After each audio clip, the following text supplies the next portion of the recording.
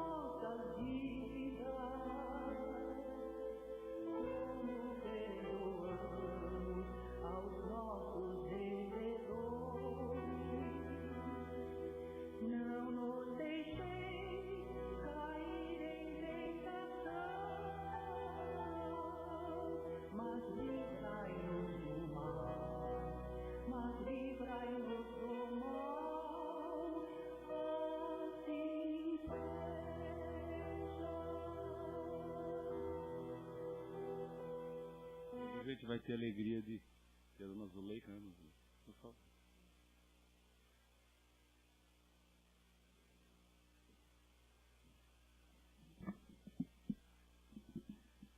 Bom dia a todos. Que a paz de Jesus esteja em nossos corações. O planeta Terra é uma abençoada escola. Muitos ficam preocupados pensando só no sofrimento que aqui existe, na maldade.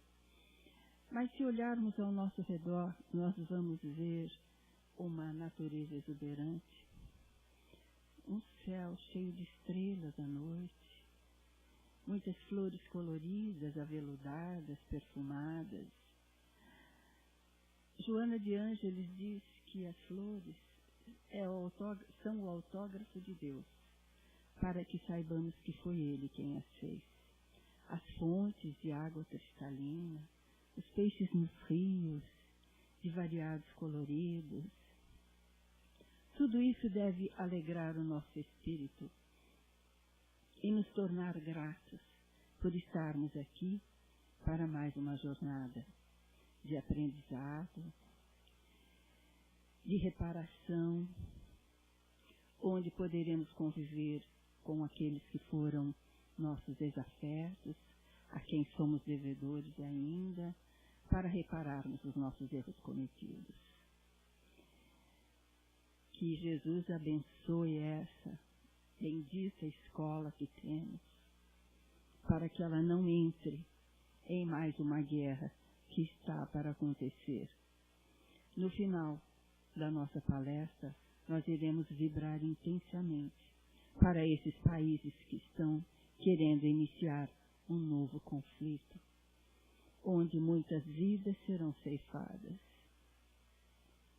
Que esses nossos irmãos pensem um pouquinho mais, que eles estão aqui de passagem, assim como todos nós estamos, e que levaremos em nossas mãos o bem e o mal que realizamos, e ele vai retornar para nós mesmos.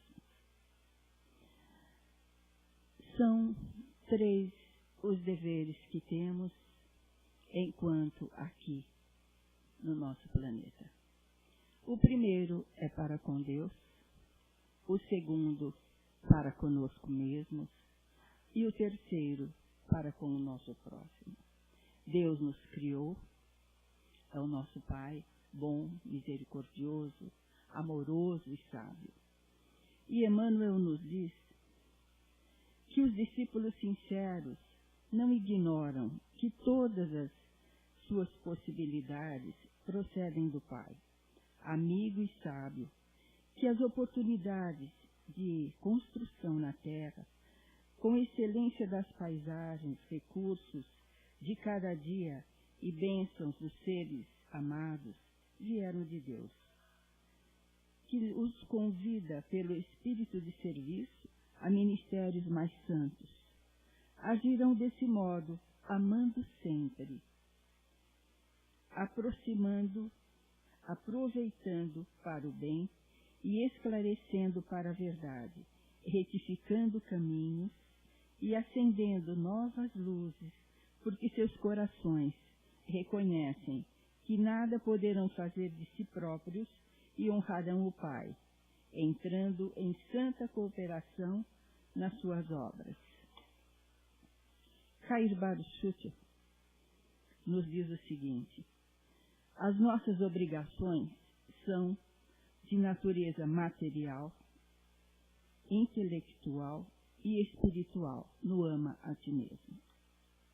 Viemos para progredir, e isso depende do bom emprego do tempo para zelar do nosso corpo e cultivar o nosso espírito. Muitas pessoas pensam que são apenas matéria e se preocupam tanto com o corpo e se esquecem do mais importante, que é o espírito, de alimentá-lo a cada dia. Oferecendo-lhes luzes de vida eterna, de sabedoria verdadeira, luzes de moral perfeita, precisamos nos amar para amar o nosso próximo, seja ele encarnado e seja ele em espírito. Normalmente nós pensamos em amar aqueles que estão ao nosso redor, encarnados, e esquecemos dos desencarnados que nos acompanham. Alguns, nossos amigos, outros nem tanto, que ficam esperando uma oportunidade para nos desviar do caminho do bem, quando abrimos brechas através dos nossos pensamentos, das nossas ações. Precisamos orar para os nossos desafetos todos os dias, para que eles desistam de nos acompanhar e sigam o seu caminho, porque quando eles estão ao nosso lado, tentando nos prejudicar, eles estão perdendo tempo precioso em suas vidas.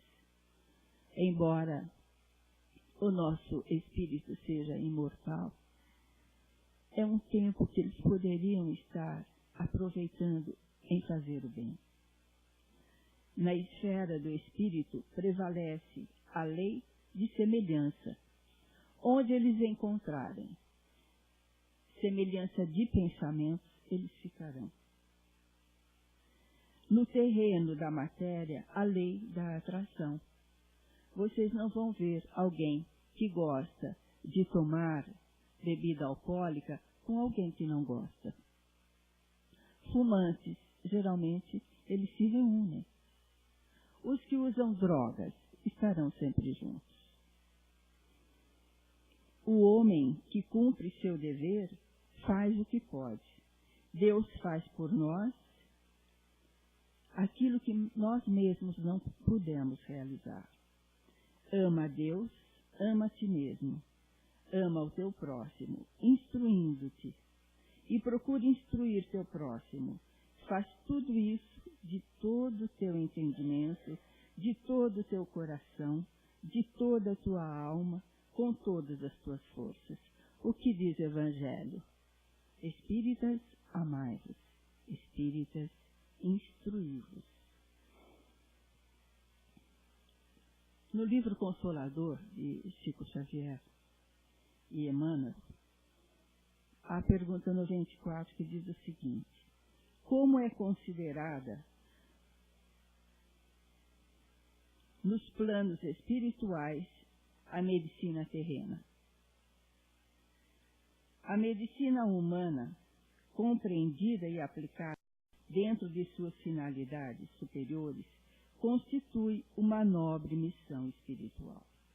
O médico honesto e sincero, amigo da verdade e dedicado ao bem, é um apóstolo da providência divina, da qual recebe a preciosa assistência e inspiração, sejam quais forem os princípios religiosos por ele esposados na vida. Ninguém nunca está abandonado. Quando temos a vontade realmente de trabalhar por amor, de fazer o bem, haverá sempre ao nosso lado um grupo de espíritos querendo nos auxiliar. Não pense que vocês estão sozinhos nesta manhã. Existe ao lado de cada um alguém dizendo: preste atenção, ouça, receba as energias que estão sendo enviadas. Tenha coragem, tenha força, não desanime. Todos nós temos. Então vamos à nossa história de hoje. Havia em Los Angeles, numa escola de medicina, no 5º ano, um jovem que se chamava Tadeu Merlin. Ele era um idealista, cheio de sonhos, e ele sempre dizia aos seus companheiros e aos professores também que quando ele se formasse, ele iria amenizar o sofrimento das pessoas. Sofrimento esse que ele iria amenizar fazendo a eutanásia. A eutanásia é um assassinato, porque é aplicado no doente uma substância em que ele morre. E ele dizia que iria fazer isso para beneficiar aqueles que estavam doentes, que estavam vegetando, que estavam em fase terminal e sofrendo muito, sem esperança de cura. E seus companheiros diziam: mas você não pode fazer isso. A medicina veio para ajudar os doentes e não para matá-los. Seus professores diziam o mesmo, mas ele estava irredutível nessas suas ideias. Houve, lá em Los Angeles, um temporal muito forte, com muitos desabamentos, acidentes nas estradas. Então, o hospital ficou cheio de pacientes. Todos os médicos estavam ocupados. Os corredores cheios de pessoas, e muitos morreram naquele dia. E a assistente social recebeu um telefonema de uma senhora que pedia ajuda para uma gestante que estava em fase terminal de gestação. O nenê estava para nascer e ela estava passando mal.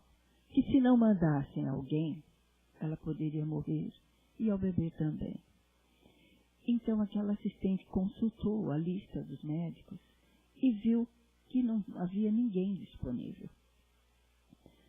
Consultou então os estagiários, e dentre esses estagiários estava o Tadeu Merlin, que era aquele que falava da eutanásia. Chamou então, conversou com o professor, e ele consultou sobre ir até a casa da senhora. Ele disse que iria, ele tinha um bom coração e iria lá com a melhor das intenções para ajudar.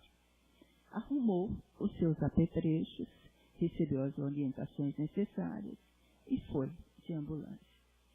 Era um bairro muito pobre, onde moravam os imigrantes alemães. Havia muitas crianças ali, na região. Ele subiu os 3 lances de escada. Em cada lance ele encontrou várias crianças e ao chegar no 3º andar, uma senhora já idosa abriu a porta e lá havia 6 crianças com ela. Ele entrou, era um lugar muito, muito pobre, e estava na cama uma senhora já muito abatida pelo trabalho intenso, sem conseguir nenhum resultado. E aquela senhora que ali estava era a paradeira, a parteira. E ela disse, é bem feito para ela o que está acontecendo. Porque ela já tinha 6 filhos e engravidou de novo. E seu marido disse a ela, faça o aborto. Eu não vou fazer, eu prefiro morrer do que fazer. Mas você devia fazer, nós não temos nem para alimentar os nossos 6. Como que vamos alimentar mais um? Mas ela não quis fazer. E aí, bem feito. Agora ela está nessa situação. Ela pegou as crianças, desceu as escadas, enquanto o Tadeu ficou ali, aplicou-lhe uma injeção e ficou esperando. Foi até a janela e era a hora do pôr do sol.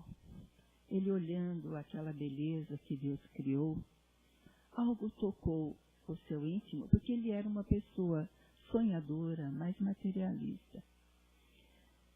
E lembrou-se do seu tempo de criança, quando a sua mãe juntava suas mãozinhas e o ensinava a orar o Pai Nosso, a conversar com Deus. Quando nós estamos orando, nós estamos falando com Deus.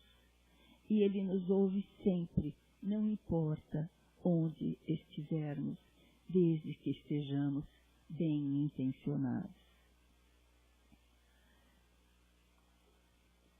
Ali, ele fez uma prece a Deus, dizendo mais ou menos assim, Senhor, eu sei que existes, mas se tu existes mesmo, salva essa mãe e esse bebê. Eles são tão miseráveis, dá-lhes uma nova oportunidade. Assim que ele terminou essa prece, olhando lá fora, aquele final de tarde, ele ouviu gemidos. E a senhora começou a reagir. E ele foi ajudá-la. Quando foi por volta de meia-noite, o bebê nasceu. Ele não sabia nem como ela havia aguentado todo aquele trabalho, que ela estava muito enfraquecida pela falta de alimento, pela situação em que viviam.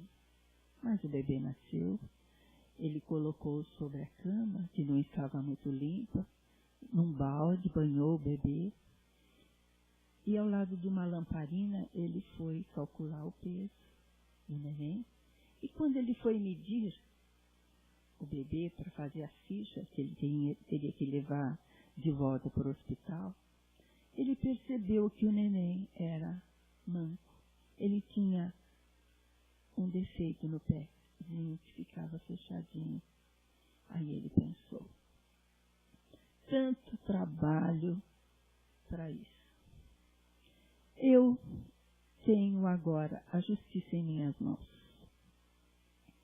Eu vou fazer a eutanásia desse bebê. Testemunhas eu não tenho. Se a senhora porventura aparecer, ela vai me dar razão. Então, porque essa criança vai crescer, vão chamá-lo de coxo, de manco, de renco. Ele vai ser discriminado pelas outras crianças. Ele vai bater, vai apanhar, talvez até morrer. Então eu vou lhe fazer um favor. Preparou uma injeção para aplicar no bracinho do bebê. E a hora em que ele ia aplicar essa injeção, a sua consciência lhe disse, quem você pensa que é? Você veio aqui para salvar esse bebê. Você já fez a sua parte. Não te importa dos nomes que irão chamá-lo. Deixe-o viver. É problema seu? Não é. Você veio aqui para salvá-lo e deixe que ele viva. Ele se assustou com a reação da sua consciência. A nossa consciência está sempre alerta para tudo que fazemos. E muitas pessoas esperam ou ficam com receio de quando vão para o lado de lá e vão encontrar um juiz para nos julgar. não vai haver juiz algum para nos julgar. O maior juiz que temos é a nossa consciência. Porque se aqui ela fala e nós não ouvimos o que ela tem para nos dizer, dizendo, não faça isso está errado, vai por esse caminho, faça o bem, ajude, perdoe. Do outro lado, ela vai agir com maior intensidade ainda. E nós vamos olhar para trás e vamos perceber quanta coisa poderíamos ter feito e não fizemos. Por comodismo, por má vontade, por não desejar fazer mesmo. E ela nos avisou. Então, a nossa consciência vai nos mostrar tudo que deveríamos ter feito e não fizemos. Que poderíamos fazer e não fizemos. E os nossos erros também.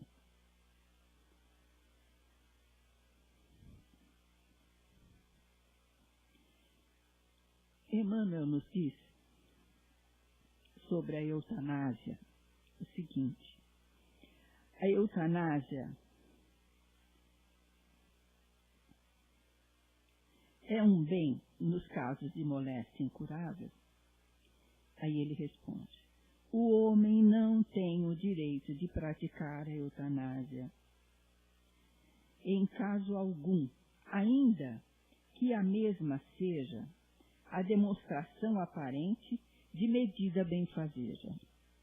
A agonia prolongada pode ter finalidade preciosa para a alma, e a moléstia incurável pode ser um bem, como a única válvula de escoamento das imperfeições do espírito em marcha para a sublime aquisição de seus patrimônios da vida imortal.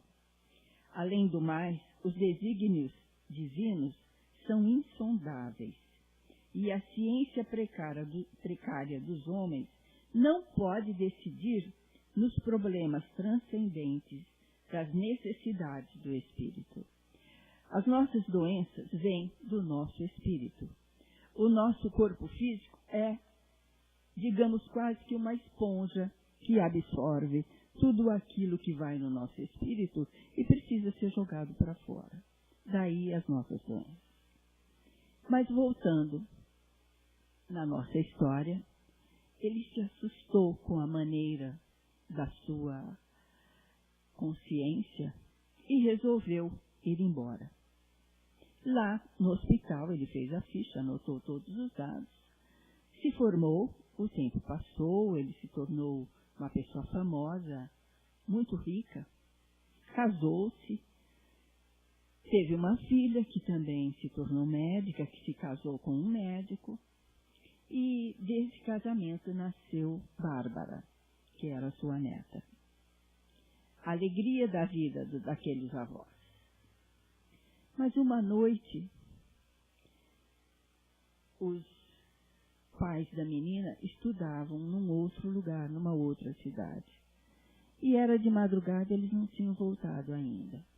E o médico recebeu um telefonema do hospital, dizendo que havia encontrado o nome dele, o endereço, num carro que tinha se acidentado. E pediram que fosse até lá. E ele foi. Ao chegar lá, ele descobriu que sua filha e seu genro haviam morrido num acidente na estrada, carbonizados.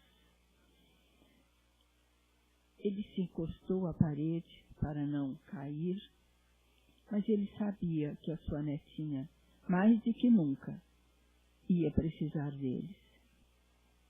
Voltando para casa, a menina perguntava: vovô, onde estão papai e a mamãe? Ele dizia: estão além do arco-íris. E ela chorava. Quando eles vão voltar? Um dia eles voltarão. O tempo foi passando e chegou o aniversário da criança. E eles convidaram todas as crianças da classe de Bárbara para uma festa. Mas naquela manhã, de madrugadinha, ela começou a ter febre. Ele lhe deu um remédio, mas a febre voltava. E ela muito pálida. E a febre cada vez mais alta. No fim, ela sumiu, ele encontrou-a embaixo de um carramanchão, deitadinha, com febre altíssima. E a festa terminou, chamou outros médicos para exames, para colher material. E naquela madrugada, ele ficou sabendo que ela tinha uma virose que atacava uma criança em 1 milhão. E não havia cura para essa doença. E os médicos disseram a ele, olhe, essa doença ataca os tendões, os músculos e as articulações. Ela vai morrer sem conseguir respirar. Se eu fosse você, eu faria a eutanásia. Falou, matar a minha neta, que é a nossa alegria de viver. Matar a minha neta é como me matar e matar a minha esposa. De forma alguma. E aí ele saiu à procura de cura para sua netinha. Foi até as clínicas Maio, que era uma das mais importantes na época. Disseram que não tinha o que fazer. E a menina definhando, gemendo com muitas dores. Resolveu levá-la até a Alemanha. Lá o médico disse, por que você a trouxe?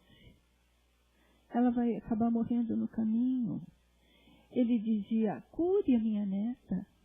Nós somos apenas homens, não somos Deus. Só Deus pode fazer isso. Faça a eutanásia. Vocês não vão aguentar o sofrimento dessa criança, nem ela, na situação que ela está. Como que eu vou matar a minha neta? Eu vou tentar de todas as maneiras salvá-la. Se ela morrer, nós vamos morrer também. Me mande para outro médico, eu tenho muito dinheiro. Ele disse, olha, eu estou pesquisando essa doença faz muito tempo, sem conseguir resultado. Mas lá no seu país, existe um médico que pesquisa há muitos anos. Por favor, telegrafe para ele, dizendo que eu estou chegando, para ele mandar uma ambulância, que eu vou levá-la até lá. Falou, ó, eu não sei se a sua neta vai aguentar, mas eu vou levá-la. E era uma época em que os meios de comunicação eram mais lentos do que hoje. Eles vieram, chegaram, havia uma ambulância caindo aos pedaços, velhinha, enferrujada, esperando por eles. Quando ele viu a ambulância, ele pensou, eu não deveria ter vindo aqui, mas não tinha como voltar.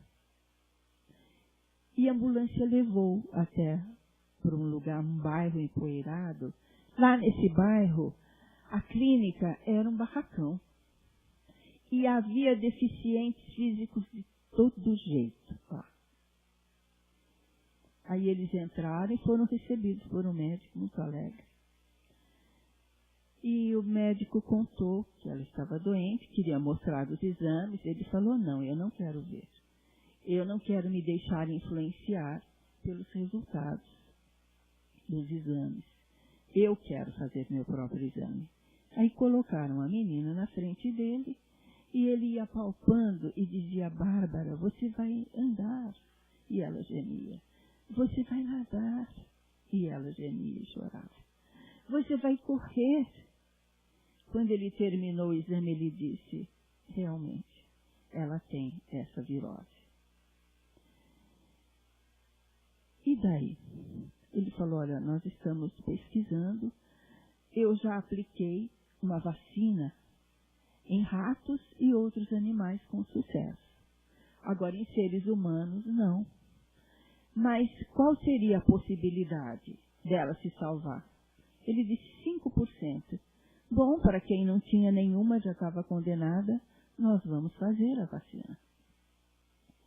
E quando o médico se levantou, ele percebeu que ele era manco. Mesmo usando uma bota ortopédica, ele estava mancando. Aí ele ficou olhando, ele falou, o senhor está admirado? Eu sou manco mesmo. Aqui na minha clínica, todo mundo tem problema. Somos todos iguais. Não dá para ninguém rir de ninguém. E eu vou te contar a minha história. Eu sou filho de imigrantes alemães. A minha mãe já tinha 6 filhos. E meu pai queria que minha mãe abortasse. E ela disse que não, que ela preferia morrer a me abortar. E veio um médico do hospital, um médico excepcional, de uma capacidade, e salvou a vida da minha mãe e a minha. E o médico já estava chorando, o doutor Tadeu.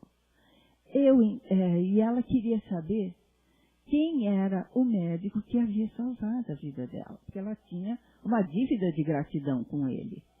Então, ela foi até o hospital, assim que ela pôde, e pediu para a assistente social que deixasse ela saber o nome do médico. E a assistente falou, eu não posso fazer isso. Mas, por favor, olha que coisa linda que é meu filho. Graças a ele que ele está aqui.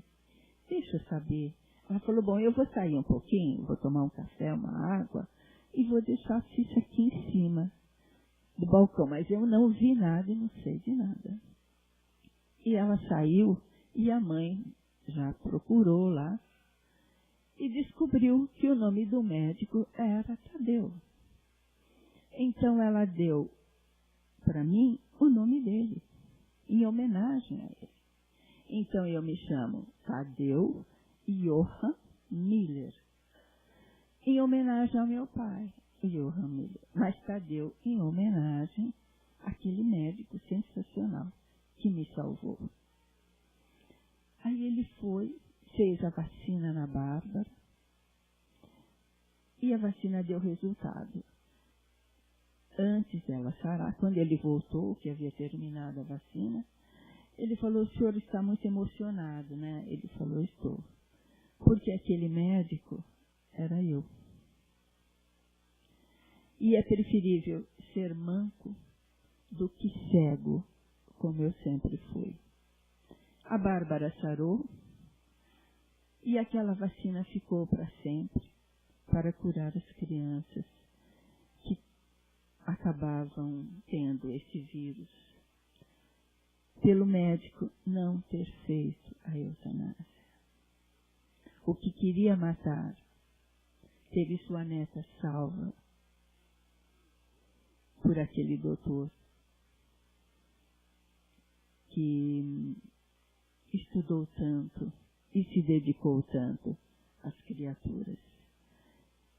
Ele serviu ao próximo, ele serviu a Deus através das suas atitudes, o doutor Johann, Tadeu Johann Miller, e amou a si mesmo, porque quem não ama o outro, quem não tem amor, não se ama, não dá para amar o seu próximo. E terminamos dizendo que aborto jamais. A não ser que a vida da mãe esteja correndo risco. Se alguém um dia, na mocidade ou até há pouco tempo, tenha cometido o aborto, tiver a possibilidade de engravidar de novo, que possa trazer esse ser à vida. Se não for possível, para reparar os erros cometidos. Se não for possível, que adote um bebê. Se não for possível ainda, que apadrinhe uma criança, para que ela possa ter uma vida melhor, que ela se torne um homem de bem. Há tantas crianças necessitadas de ajuda. E eutanásia, jamais. Não façamos isso. Nós temos que semear o bem, semear o amor, semear a caridade, o perdão, para que ele cresça de tal forma que envolva todo o nosso planeta, afastando daqui todo o mal existente, para que ele não encontre guarida no coração de qualquer criatura, para que a paz venha reinar. Aquele que tem paz no seu coração consegue envolver toda a sua família nessa paz. E essa paz vai se expandindo, Divaldo Pereira Franco fala isso, vai se expandindo e envolve seu quarteirão, envolve o seu bairro, vai contaminando outras pessoas. Que possamos levar para os nossos lares um pouquinho dessa paz que aqui encontramos nesta manhã, ou em todas as palestras que são proferidas aqui e ouvidas por vocês. Que esses ensinamentos que Jesus nos deixou possam ser espalhados para que sejam um farol na nossa caminhada. Vamos fechar os nossos olhos.